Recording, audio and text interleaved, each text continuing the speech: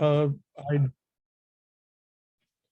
I'd like to thank Sarah for organizing this event, and Amy for this wonderful book, which she's finished, and which I think will be a terrific educational tool, and Avi. Uh, and before I say anything else, I'm going to try to see if the screen share works. Hang on here. Okay. So do you see the picture on your screens? Yes. Okay. So we're here to talk about one of the most successful examples of what is called cultural resistance in World War II. That is the secret archive in the Warsaw Ghetto, organized by the historian Dr. Emanuel Ringelblum. The archive was codenamed the Onik Shabbos, joy of the Sabbath in Yiddish, Onik Shabbat in Hebrew. And as those of you who've heard me talk about this archive before might remember, just a week before Ringelblum was finally caught by the Germans and murdered, that is on March 1st, 1944, he wrote one of the last letters to a friend of his. And in this letter, he voiced his fear. He asked, if I don't live to see the end of the war, if you don't live to see the end of the war, what will happen to the OS? What will happen to our archive? And he had very good reason to worry, because by the time the war was over, of the 60 or so people that Ringelblum had brought into this project, there were only 3 survivors. Hirschwasser, his wife, Bluma, and an amazing woman whose memoirs I've just finished translating, Rachel Auerbach. Those are the 3 survivors, and only Hirschwasser knew exactly where the archive had been buried, under a former school in the ghetto on Novolipki Street, number 68. And those survivors begged, pleaded, cajoled, buttonholed everybody to start looking for this archive. But if you have any idea of what Warsaw looked like after the war, and here you see a picture of what Warsaw looked like after the war, it was just an ocean of rubble. After the bombing of September 1939, the ghetto uprising of April 1943, the Polish uprising of August 1944, the city had been leveled, and it was hard to know where even a street had been, much less where a building had been.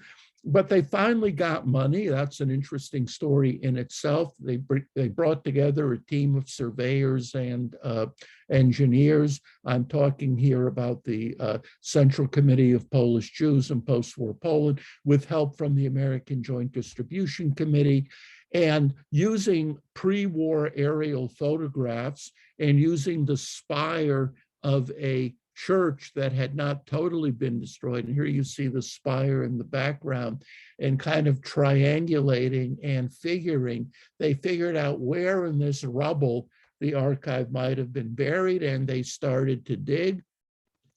And on September 18th, 1946, a shovel hit what turned out to be the first of 10 tin boxes.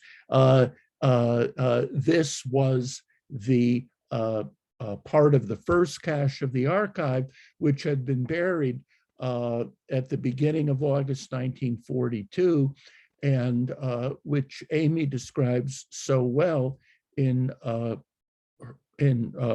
book. Now, both of the men you see here survived by very slim margins. Hirschwasser has his back to the camera. He once jumped from a train taking him to Treblinka.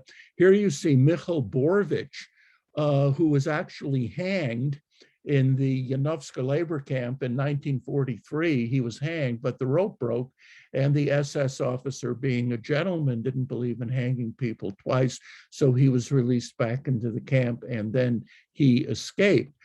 Now, Wasser that day said, hey, we got to keep digging. We buried a lot more than this. This is just the tip of the iceberg, but that's all they could find that day. And unfortunately, water had seeped into many of the boxes. Many documents had been ruined. Many photographs had been ruined. But the third cache still proved to be very valuable. Then, as we all know, Poland became steadily more communist and totalitarian. Wasser, Auerbach went to Israel, where they built new lives. Here you see Wasser and Rachel Auerbach. And then years later, in December 1950, as Polish construction workers were building new apartment houses on the ruins of the old ghetto, they came across these two aluminum milk cans. By the way, they were going to junk these the contents of these milk cans. They thought, they were hoping it was full of gold and diamonds and jewels, because of this stereotype, these Jews were loaded with money. And when they found that they were just papers, they were going to junk them. But then the foreman came back from his lunch break and he said, no, we can't junk them. And they handed them over to the Jewish Historical Institute in Warsaw, and this was a real lucky break. The documents in these milk cans were the second cache of the archive, buried in February 1943, and they protected the documents much better. And then Wasser said that just before the outbreak of the Warsaw Ghetto uprising, they buried a third cache around Świętojańska 34, which would become the site of the Chinese embassy in Poland. Years went by, searchers looked, the Chinese gave permission for Israeli searchers to look. Recently, there was another attempt, which Avi could tell you more about, but they came up empty. So the third cache, if it ever existed, was never found. So you can guess that a lot of documents were lost. Nevertheless, we still have over 30,000 usable documents, which recently, when published in Warsaw by the Jewish Historical Institute, came to 36 volumes. So there's an enormous amount of material. And now here's the question. Why is this important? Why does this matter? Well, it goes to the title that I chose for my book, Who Will Write Our History? The Germans thought not only would they murder all the Jews, but they would decide how they would be remembered, if at all. And of course, the Jews, looking at the German propaganda films and the propaganda posters, knew exactly how the Germans would portray them as vermin, as subhumans, as this dangerous race, which happily the Fuhrer exterminated from the face of the earth. One of Emanuel Ringelblum's most important teachers, the historian Isaac Schipper, was said to have remarked just before he was murdered in Majdanek in 1943, what we know about murdered peoples is usually what their killers choose to say about them. What we know about murdered peoples is usually what their killers choose to say about them. But Jews in the ghettos, not just in the Warsaw Ghetto, but in other ghettos, said, you know what, even if we die, even if we don't live to see the liberation, we will bury time capsules. Our voices will carry from beyond the grave. Someday people will dig up these time capsules and they will remember us on the basis of our writings, our documents, and not on the basis of German documents. We will still have a say in how we are remembered. So Jews resisted not just with guns, because guns were only very few people could have access to weapons, but Jews resisted with paper and pen. Indeed, they turned paper and pen into effective weapons. It's said that the great Jewish historian Shimon Dubnov, just before he was murdered at the age of 81, was reputed to have yelled out, Jeden verschreibt, Jews, write everything down. Under the ruins of crematorium number 3 at Auschwitz-Birkenau in 1946, we find glass bottles stuffed with the writings of 2 members of the Auschwitz Sonderkommando. Under the ruins of the Vilna Ghetto, we find the diary of Hermann Kruk, which, when published by Yale University Press, comes to more than 600 pages.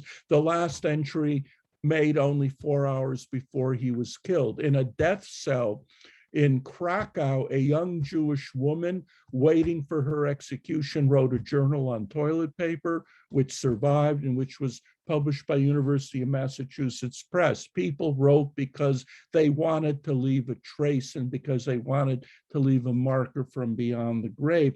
And there were organized archives in many ghettos, in the Lodz Ghetto, in the Białystok Ghetto, in the Vilna Ghetto.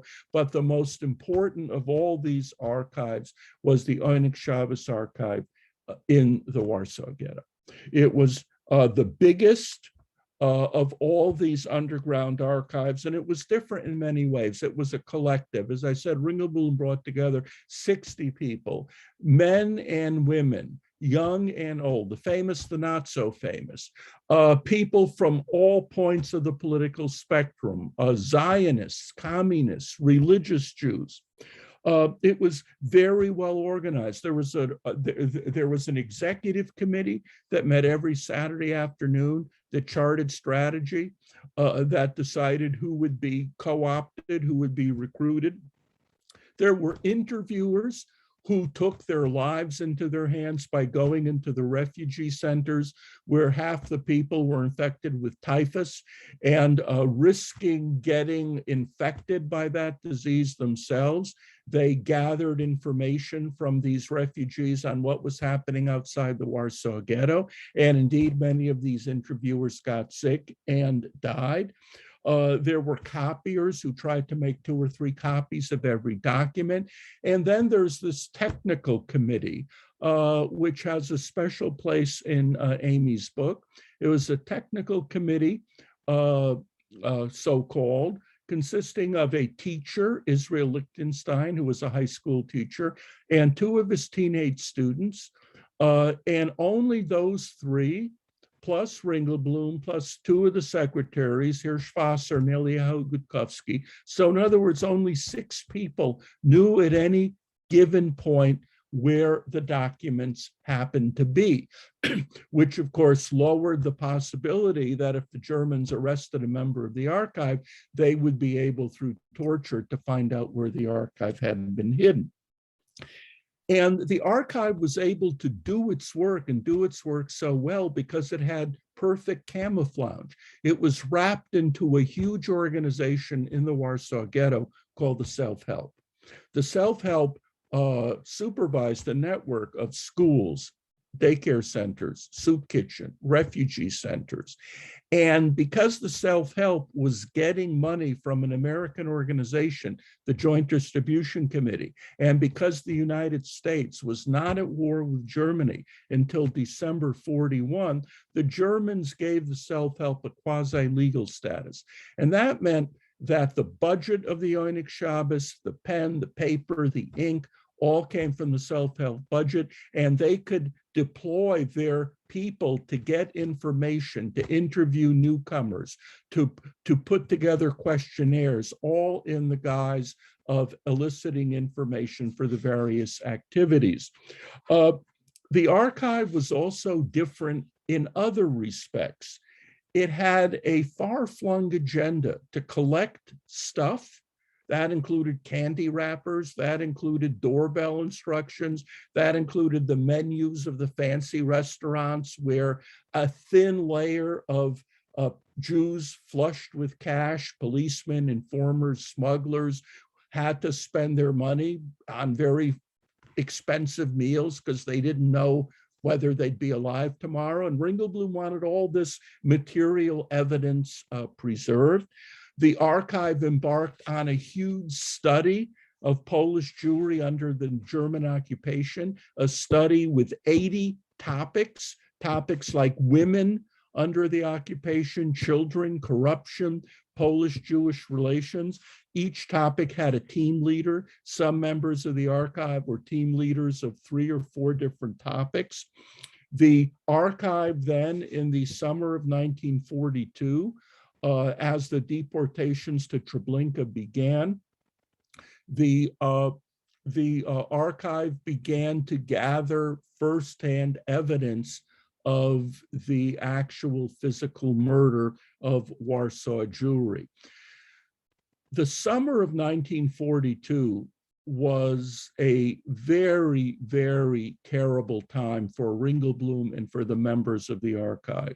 Ringelblum himself, and you could sense this from looking at what he was writing then, was on the verge of a nervous breakdown. He could barely finish a sentence. His handwriting changed. He was torn between his sense of responsibility as a father and a husband to hide, and his sense of responsibility towards the archive. The 60 members quickly became 50, 40, 30. Every day, a key member of the archive was rounded up and taken to the trains. And yet they kept on working. They kept on doing their job, even though their world was collapsing all around them.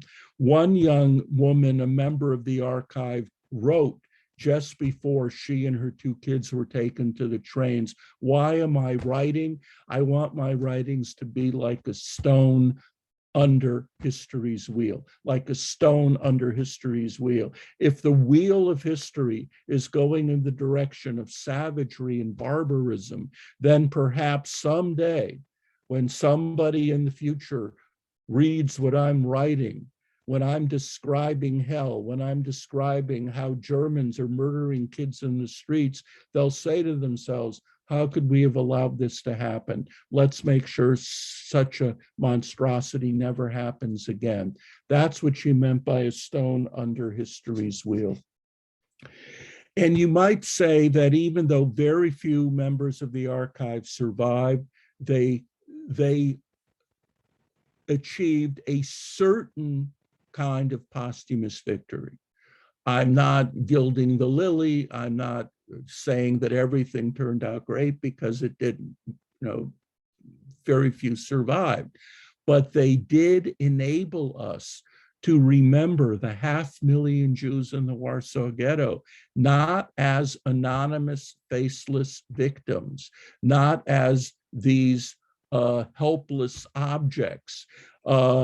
Because of what they did, historians are not just dependent on German sources. We don't have to write just about the perpetrators. We could write about the victims, giving them names, remembering who they were before the war, remembering their hopes, their fears, remembering the culture that shaped them. Many scholars have written important books about the Warsaw Ghetto. Israel Gutman, Javi Dreyfus, Jacek Liochak. Avi has written a wonderful book about the memory of the ghetto uprising.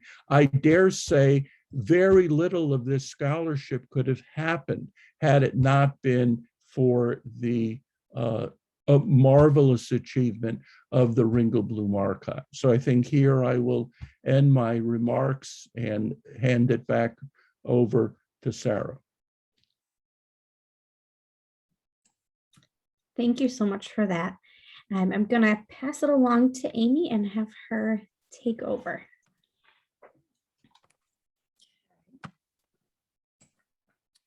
Hi, everybody. So I'm Amy McDonald, and I am at school in Birmingham, Alabama. So those of you who are still teachers, you know, this is real life setting here. So it's 3 o'clock, almost 3 o'clock here, Central Standard Time. If an announcement, hopefully no fire drills, hopefully no major bus change announcements, but if so, we'll just all kind of go with it.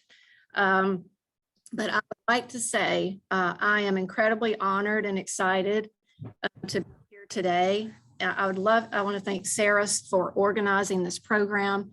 And I have to be honest, to even be included in the same program as Dr. Kassow and Dr. Pat, I mean, that is just such scholars and historians. It's just a true honor for me to be here. And I kind of feel like the hows and whys of the book we can maybe talk about later in the question and answer, because I wanted to get right into a sample lesson because Sarah asked me to show a lesson and maybe show how word smugglers could be used in the classroom. And when I wrote this book, I really did write it with students and teachers in mind. And so it is appropriate, I think, for middle school and definitely high school students. So in addition to telling the story of, moving forward here.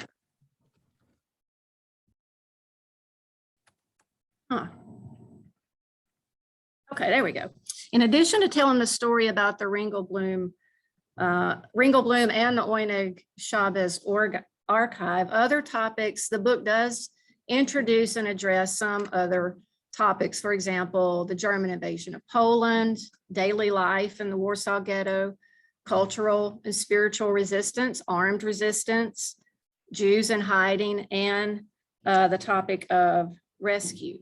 So the activity that we are about to do is focused on photography, and it is a portion of the teacher's guide, and I'm pulling out a few segments of the teacher's guide just to illustrate to you, and it's going to focus on photographs and documents that were found in the Ringelblum archive. So as Sam has already mentioned, the Oyneg Chavez took hundreds of photographs, but most were damaged by water, by humidity.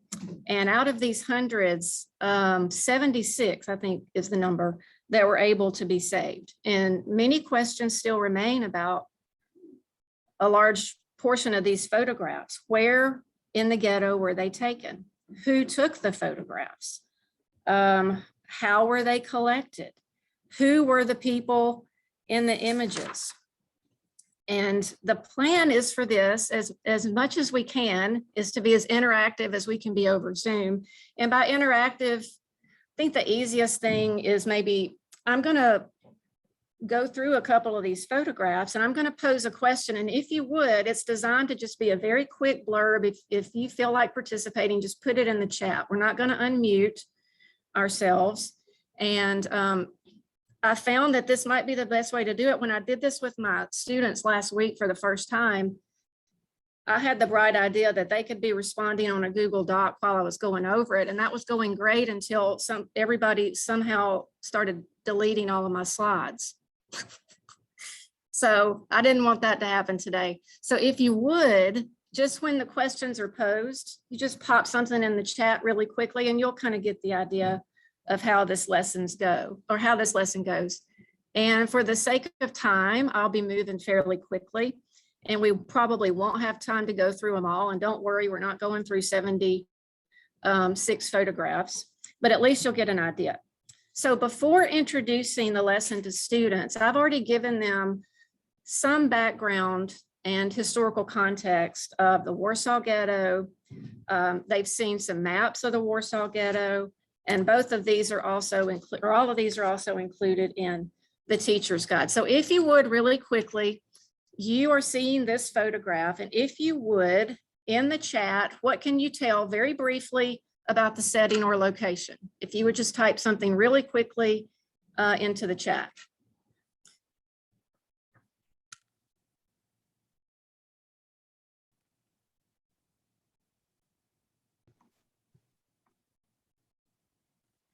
And I'll read off some of the responses. City street, looks like a city, lots of people. Okay. Winter coats. All right, so next question. What do you think is happening in the photograph? It's crowded. So you've gone from where do you think it's taken? So what do you think is happening, possibly happening in this photograph?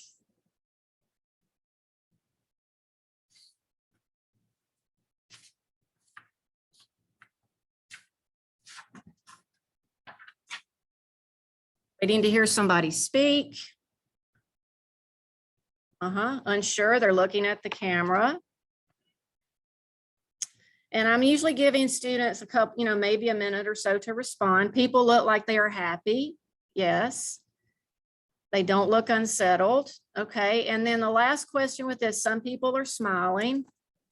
Okay. Is there a question? What question might you have about this photograph? Some people are smiling in the front, somebody said. Just really quickly, what question do you have about this picture?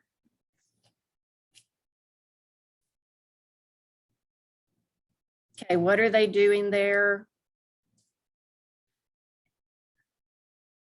Why are they not anxious? Why are there so many people posing? When was it taken? So now I'm going to show you a few student responses here. And I highlighted a couple of the ones, and you had some of the same responses. I highlighted the ones that really kind of lead me directly into some other really great teaching areas. Sam and I had a great discussion about a lot of these photographs as I was putting them into the teacher's guide, and he helped me out with a lot of these photographs.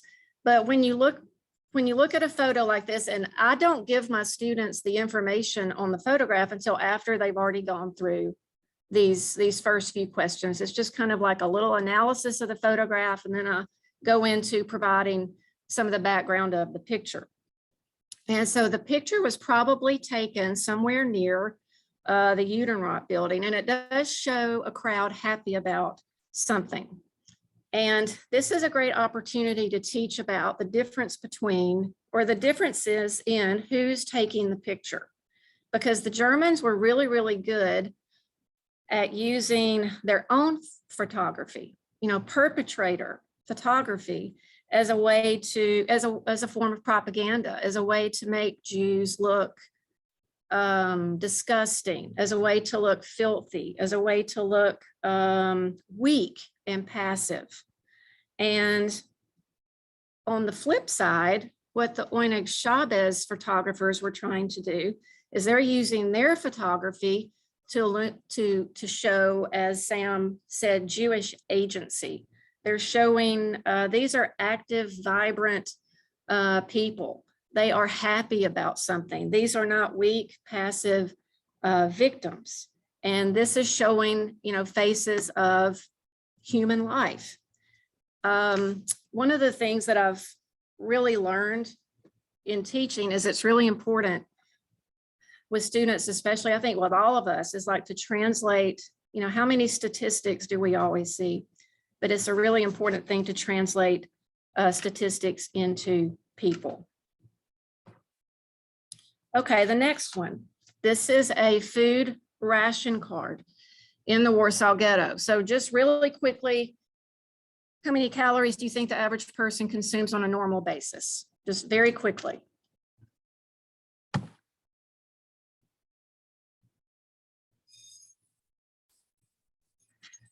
Usually students are saying anywhere from, they usually even have an idea. They might say 2,000, they might say 3,000, they might say, but they put their guesses in here.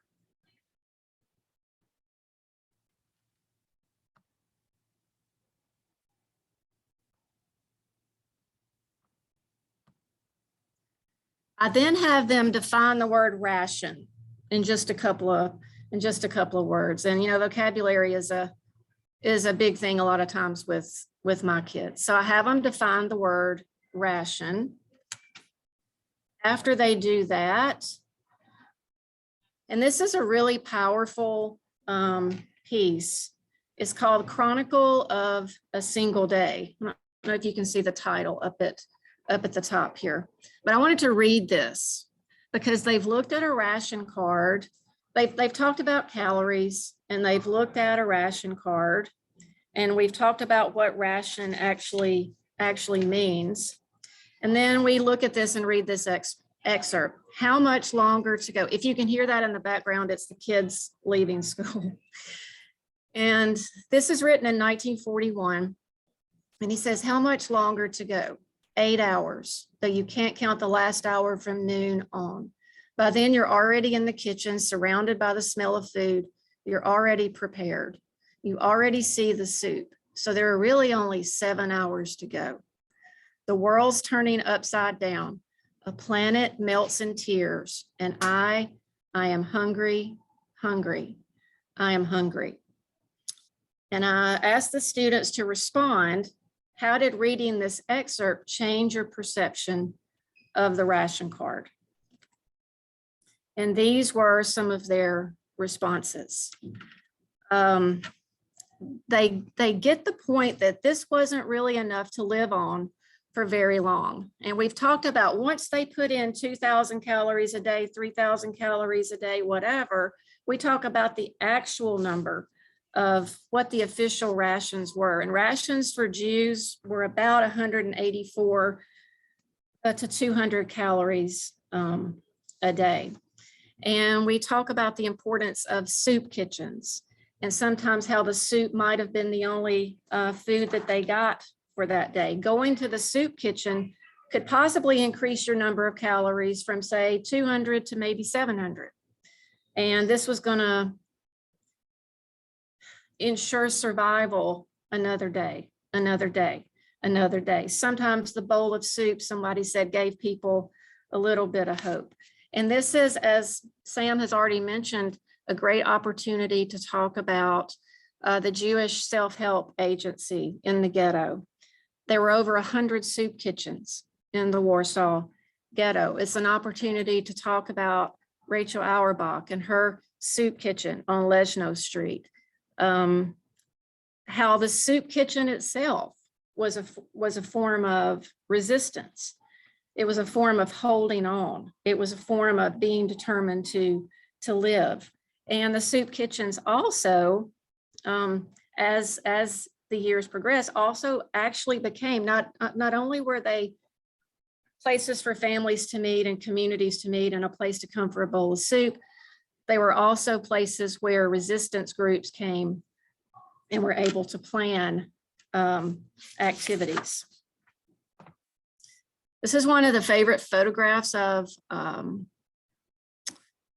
the students. And I have them, what can you tell about the setting or location? You can tell this is kind of the same. Some of these are the same types of questions. Okay.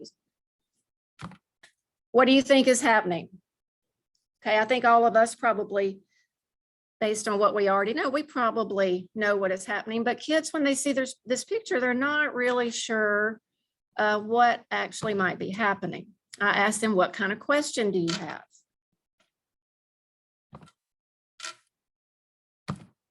And here are some of their responses. How often did this have to happen? What things other than food were being brought in? These are some really great segues into other topics. How often did this have to happen? Well, approximately 85 to 90% of the calories consumed in the Warsaw Ghetto came from food that was being smuggled in. There was no way to survive on just the German ration of 184 calories a day. They said, what other things other than food were being smuggled in? That's a great question.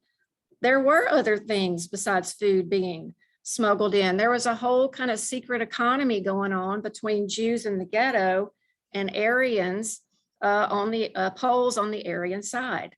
Jews in the ghetto collected scrap metal, they collected rags, they collected junk, they collected old clothes, old material, remade them into different things, and then sold them to Poles on the Aryan side.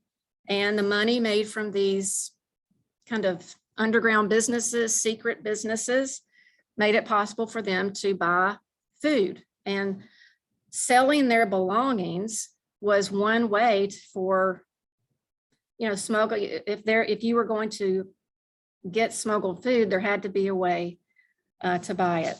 And one of my favorite questions that somebody asked last week, if people could get out to smuggle, why couldn't they just escape forever? And this is an opportunity to say, well, it was possible to get out of the ghetto. It was not an impossibility. It wasn't that Jews couldn't get out of the ghetto.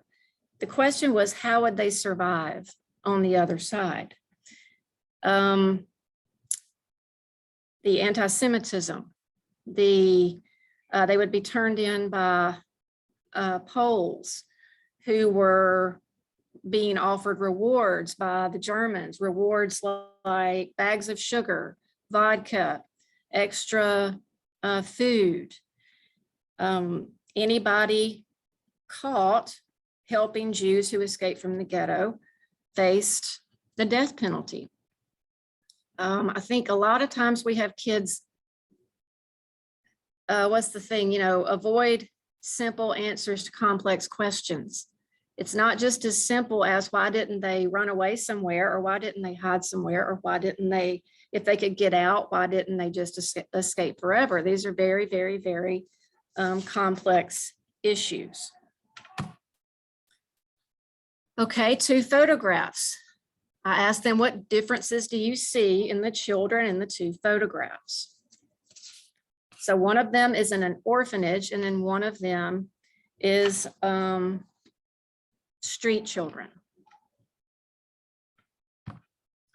And then here is a quote or a passage written by Peretz Opashinsky. And Opashinsky isn't even, is a whole nother kind of rabbit hole, a whole nother story you could go down, because Opashinsky was a part of the Oyneg Shabbos. He was the ghetto mailman.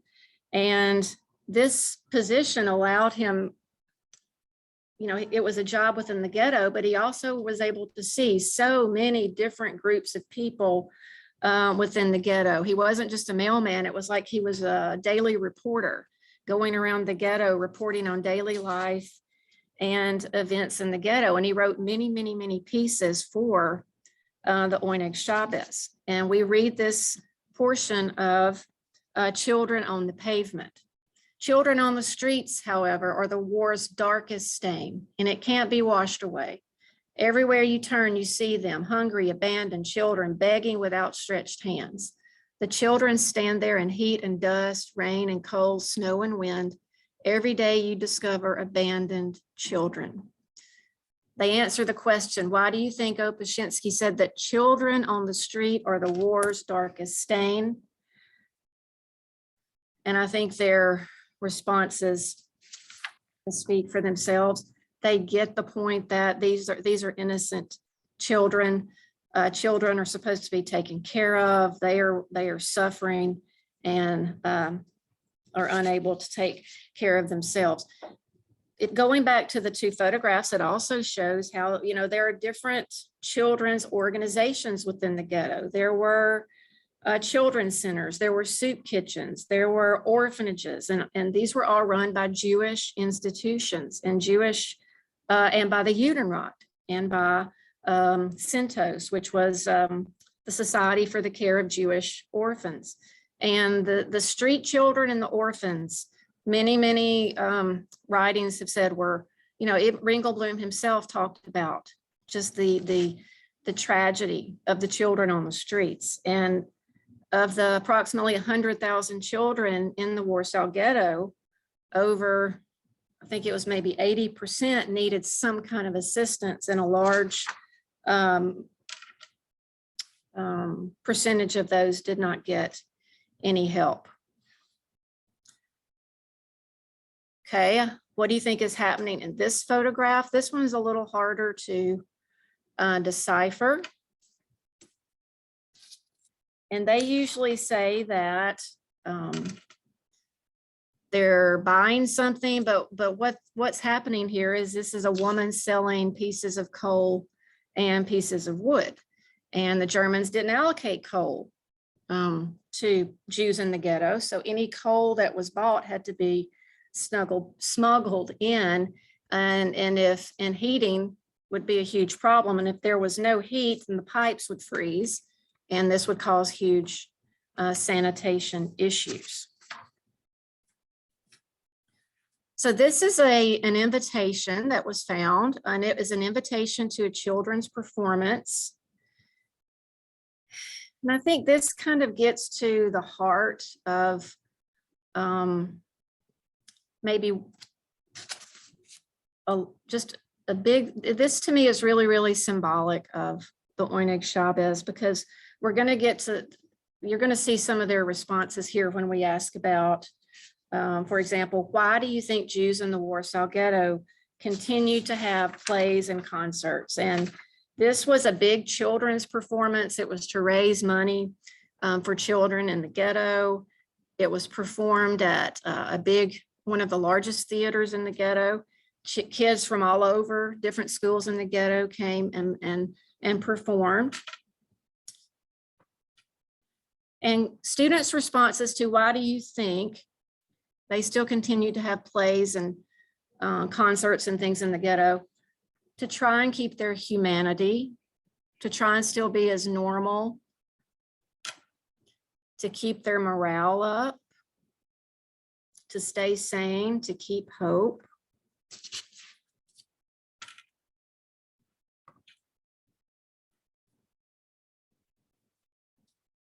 And then one of the last things as part of this activity that I asked was, in your own words, how would you define cultural or spiritual resistance?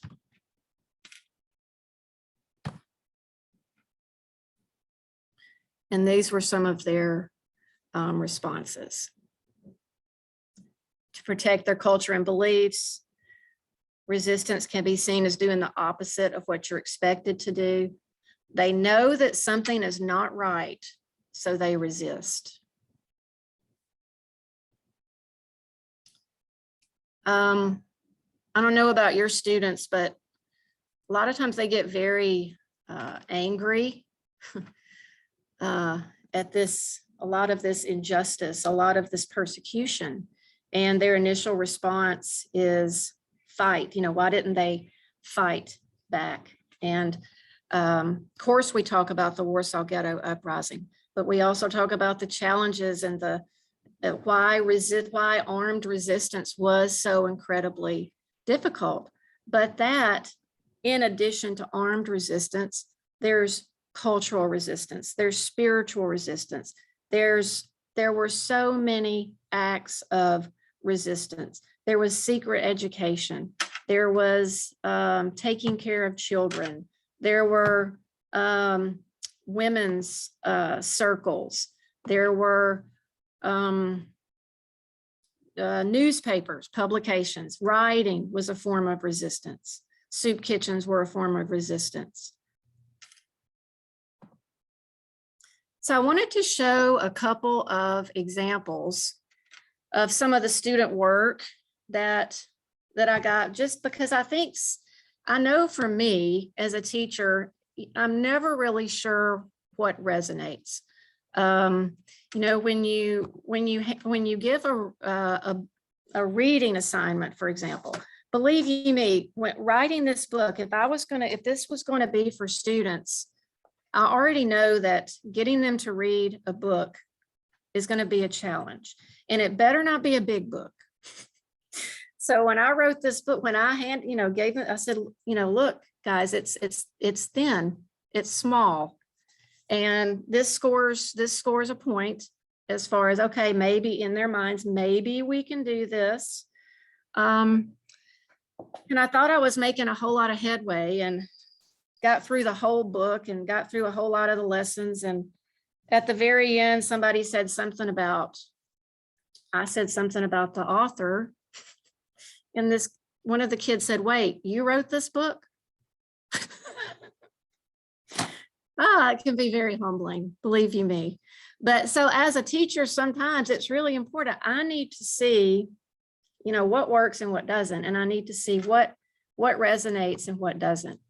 And so I asked them, and technology, now I'm kind of an old dog learning new tricks. So technology, I'm trying to incorporate a lot of more hands-on stuff. And one of the things I had them do was to create a Google Slides presentation, and we had different topics.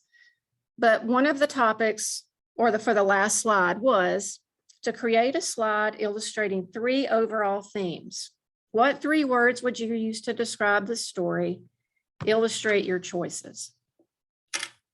So this was one of the slides. I have many, but I just thought this one was really, really, really good. She says uncertainty, bravery, resistance. And this student was really, really, I think, touched and impacted by Rachel Auerbach. And I can relate because I was too. I mean, this was one of I knew some things, but in a lot of things I learned from Sam. I mean, this learning more about some of the individual stories, some who survived and some who didn't. Yes, the hero of the story is Emmanuel Ringelblum, but there were also some other really amazing individual stories. And this is the last thing I'll share. I wanted to share some student writing. I had them reread David Graeber's quote. And I thought I put that quote on here, which I did not do, where he talks about when he couldn't wait for the writing to be discovered. He would love to see the moment in which the great treasure will be dug up and shriek to the world, proclaiming the truth. So the world may know all. May the treasure fall into good hands. May it last into better times.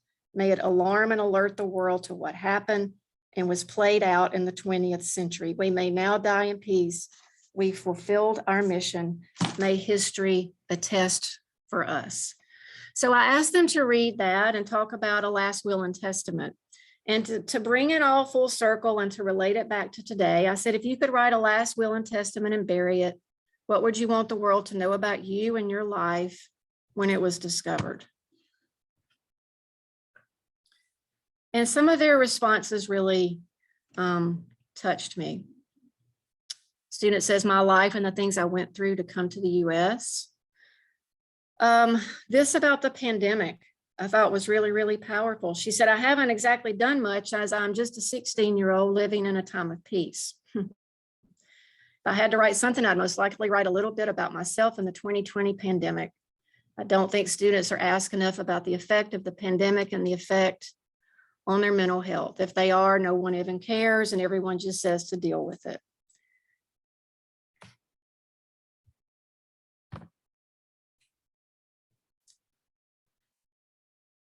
I'd want people to know the hardships I've been through, and even though it felt like the world was against me, I continued on and got better. When people told me I couldn't, I did, and that even though I've been through a lot, I don't let it hold me down. And then this last one, how do you put into words your whole life? How do you impact the world with your final statement? In the end, we all die, and what we were remembered by is not those accomplishments, but the how we carried ourselves and impacted those around us.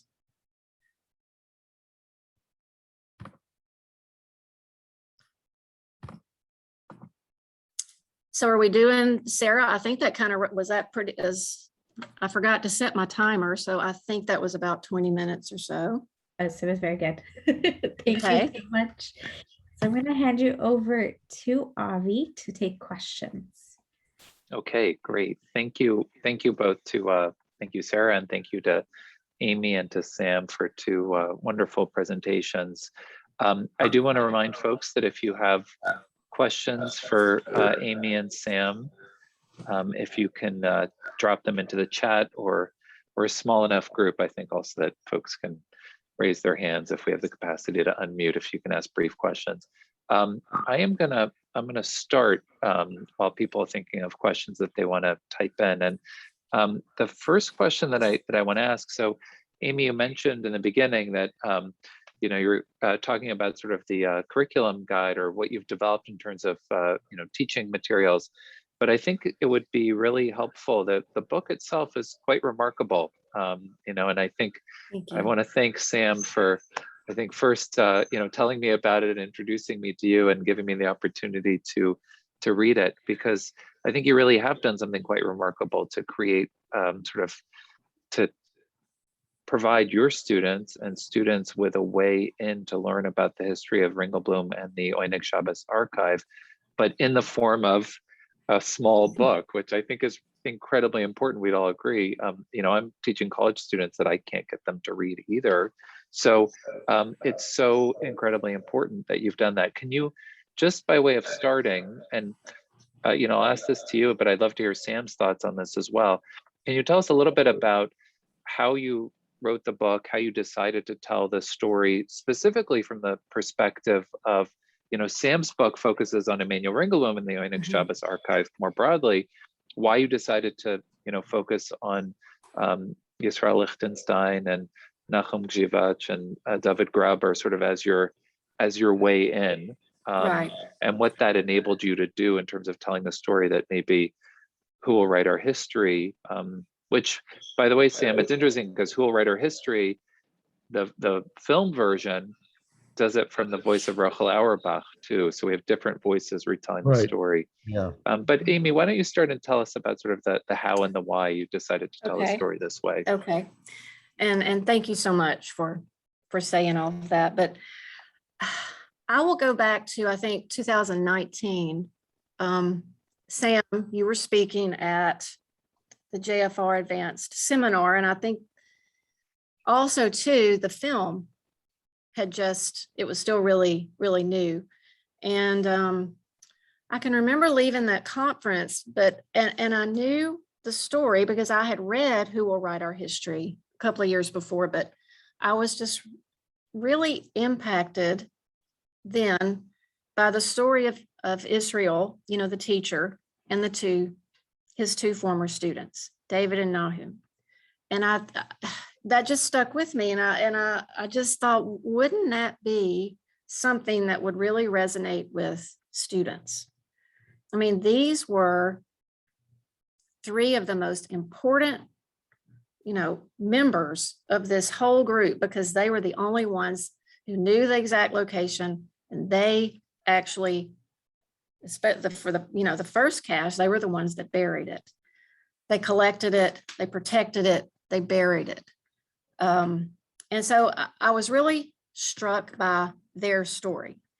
And I can remember emailing Sam and asking him if he thought this was any kind of an idea. And he said he thought that it was, but that one of the challenges would be that so little was known, because with some of these people, the only thing we know about them is what was found in the archive. So some of it would have to be historical fiction, so to speak. The family, or maybe a lot of the life of David and Nahum before the war. So I just started toying around with this idea, and of course, then not only was I impacted by the teacher and the two students, of course, I was learning more about Emanuel Ringelblum, and then I am just profoundly impacted by Auerbach and her story. And the way this process worked is I wasn't really sure how to go about it, but I began to write. And I can't say any more without first saying that Sam has helped me for 2 years. I don't know many major historians that take the amount of time that he did with a high school history teacher. And we just kind of had this back and forth where I would write and send it to him, and he would give me some input or give me some suggestions. And then we just kind of went through this process. And I think I probably bugged him with so many questions about Rachel Auerbach that he finally just said, "Here, read some of her writings," and I couldn't believe that, that I was reading some of the translated writings. And I just, this was all just, this was an amazing learning experience for me. And it took about 2 years. And so I don't know, I guess that kind of was the how and why. But the whole point was for me to do something that would be usable, something that teachers could use and something that students could hopefully connect with. Thank you, Amy. Sam, can you tell us a little bit about, from your perspective, sort of as a historian writing the book about Emanuel Ringelblum and sort of talking about his role and all the tools that he had brought into his work in the Warsaw Ghetto, how reading Amy's book, written from the perspective of the teacher and the two students in particular, did that add something to your understanding or help you see it in a way that you hadn't thought of this history before? Well, I mean, primarily it was another reminder to me just how important it is to find new ways to tell the story. The film was one way to tell the story, and that reached a lot of people. And what Amy is doing is working with the fact that this Einik Shabbos is a community of people, that besides Ringelblum, there are other people with their own hopes and aspirations, and they feel a sense of mission and obligation just as much as Ringelblum does. To see two young kids who are the age of high school seniors facing death, but writing their last wills and testaments, and very much aware of, hey, we're doing something really important. This is something that is going to change how people look at the world. If it's ever found, we're sure it's going to be found. I'm just so sorry we're not going to be there to see it. And by the way, this is my name. Remember my name. I'm not asking you for much, but just remember what my name was.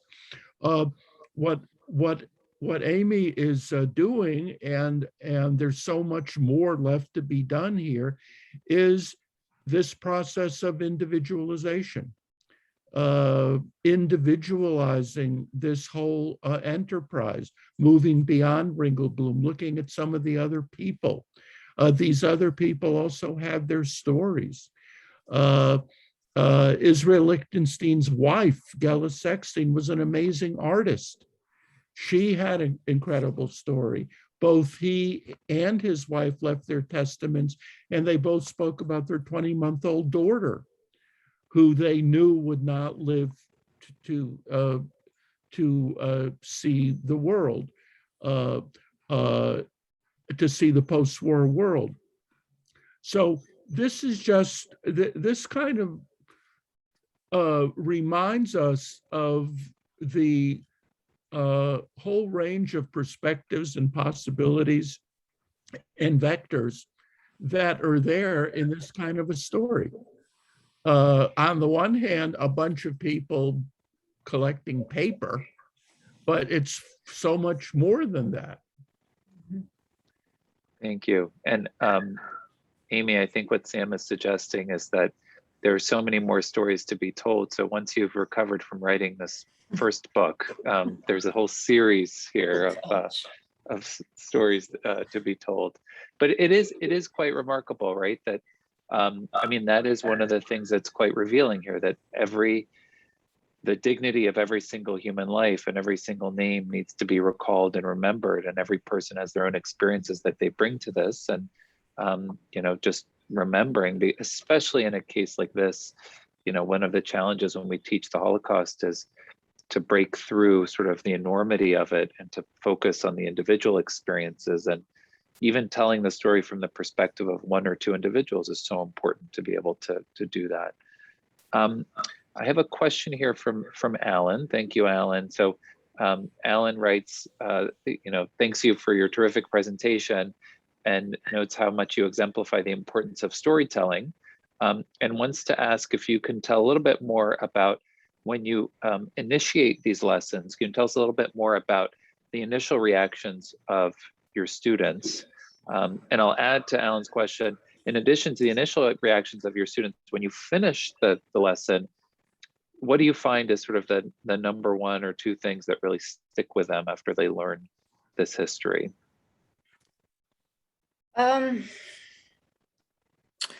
Initial reactions. And this is, we are dealing with my classes, 10th through 12th grade, very different levels, varying levels of background knowledge. Maybe they've heard about Warsaw Ghetto, maybe, but they've certainly never, I don't know, there are none of them that have heard of the Ringelblum Archive.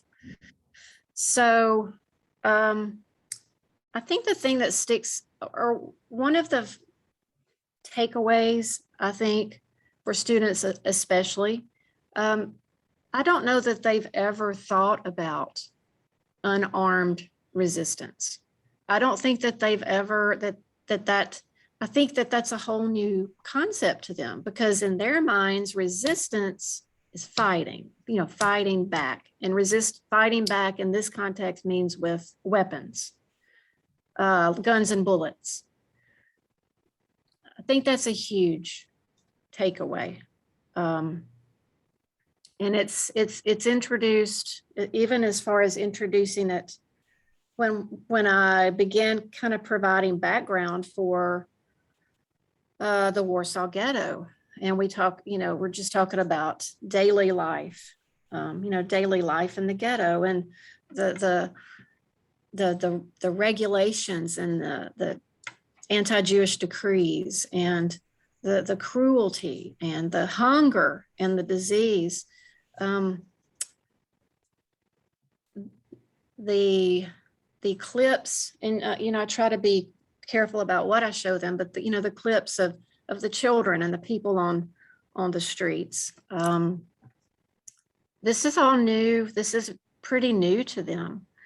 And in the face of all this, the fact that there are people who are still attempting to get an education, who are still going to the trouble to write underground newspapers, who are, setting up soup kitchens, who are, and then with the introduction of Ringelblum and the Oyneg Chavez, who are going to extreme lengths to write and interview and do studies and surveys of all different aspects. And I'll tell you, another light bulb I think that comes on is the realization that in the beginning, the people in the Warsaw Ghetto, this is going on in real time.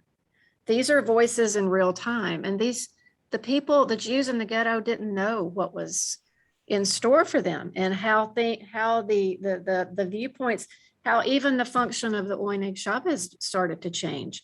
Documentation of daily Jewish life under Nazi occupation changed to the realization that, they're documenting their last days, they're documenting their destruction. But I guess one of the main takeaways, I think, is, especially with students, is that they really seem to grasp this new concept of cultural resistance. Yeah, thank you. I think as you've suggested, that is one of the most important aspects of teaching this. And I just want to remind folks that if you do have questions, to either type them into the chat or raise your hand. We have a screen that we can see everyone, so you can use those functions. I see one question has just come in. I did want to follow up on the documentation as resistance point, because I think it is such a crucial point, as you raised, that to juxtapose it with armed resistance, which can be momentary and fleeting and might have a symbolic value in sort of the realm of revenge, and as you suggested, is often the first question of, like, why don't they fight back? And then you have to teach about how insignificant that might end up being in the moment, or the powerlessness of the population. But as you talk about the meaning of the long-term value of documentation as a type of resistance, right? The fact that, you can, and I was thinking about these titles that emerge from the Ringelblum Archive, right? So the idea of scream the truth at the world, right? Which is used as an exhibit title, but also one of the ways to describe the work of the Ringelblum Archive, or Sam's book, Who Will Write Our History? Again, the idea that, by documenting, you're taking some control over how you'll be remembered by history. Or Amy, you used the quote of, may history attest to us, or a stone under history's wheel. I'm wondering if, and this goes for both Sam and Amy, do your students, do you think they understand also the degree to which this documentation as resistance is also part of the importance of an argument for the importance of historical truth?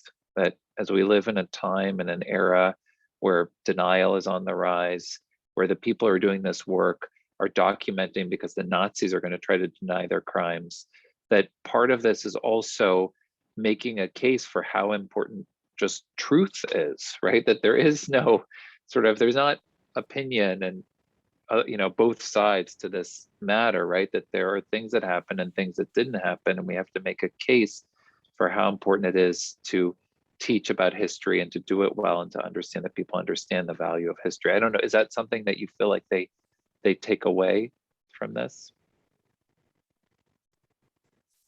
Sam, maybe you start.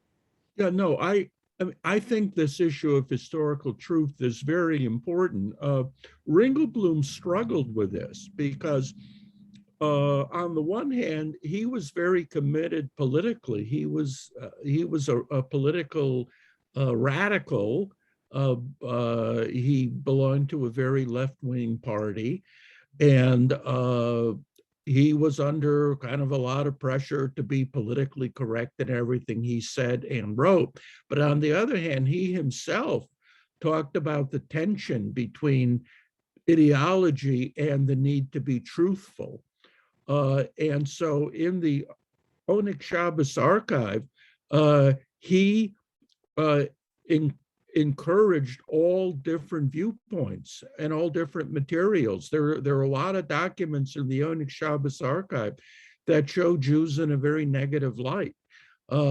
He himself wrote that ideally he wanted the same event to be described by 4 or 5 different people from different social classes and different social groups. He saw historical truth as a process of painstakingly assembling the evidence and then coming to a conclusion. He certainly did not believe in alternative facts. He also said, and this is very important, that even though there's a lot of material in the archive that's very negative, about Jewish informers, about corruption, about policemen, about people trying to throw others under the bus to save their own skin. He said that ultimately this will convince future historians to see the real story for Ringelblum being that under the layer of corruption and demoralization, there were hundreds of thousands of Jews who heroically struggled to protect their dignity and to help their neighbors. He called this in Yiddish, das stille Heldentum von dem jüdischen Massenmensch, the quiet heroism of the ordinary Jew. So he did believe that the best way to serve the truth is to get as many viewpoints as possible.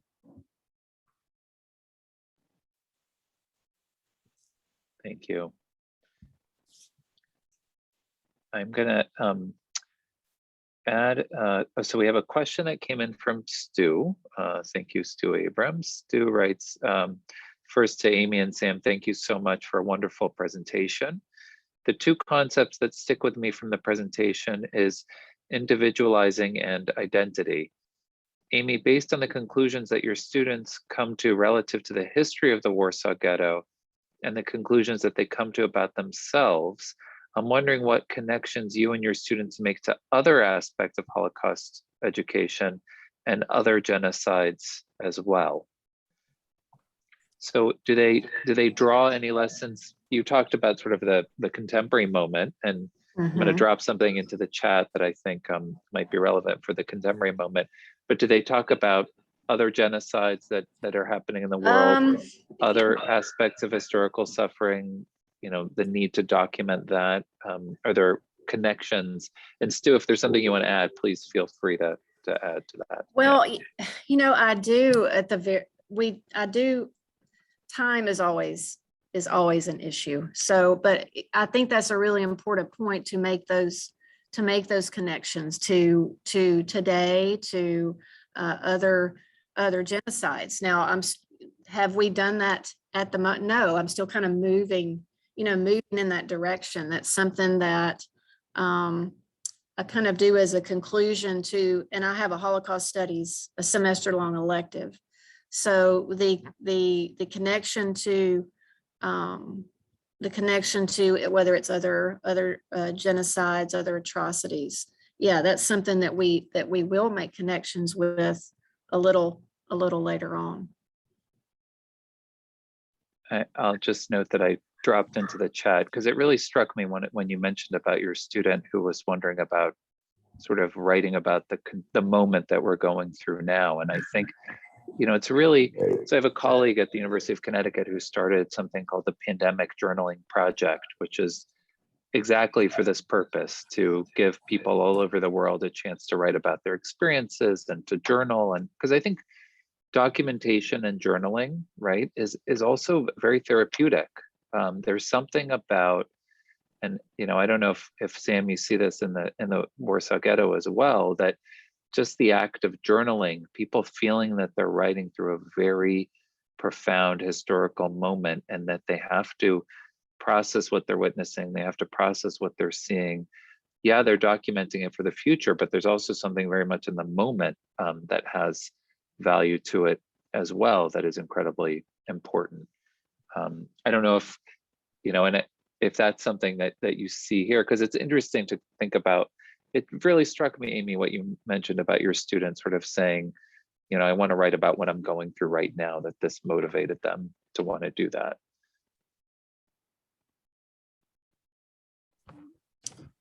To be honest, it really struck me too, because I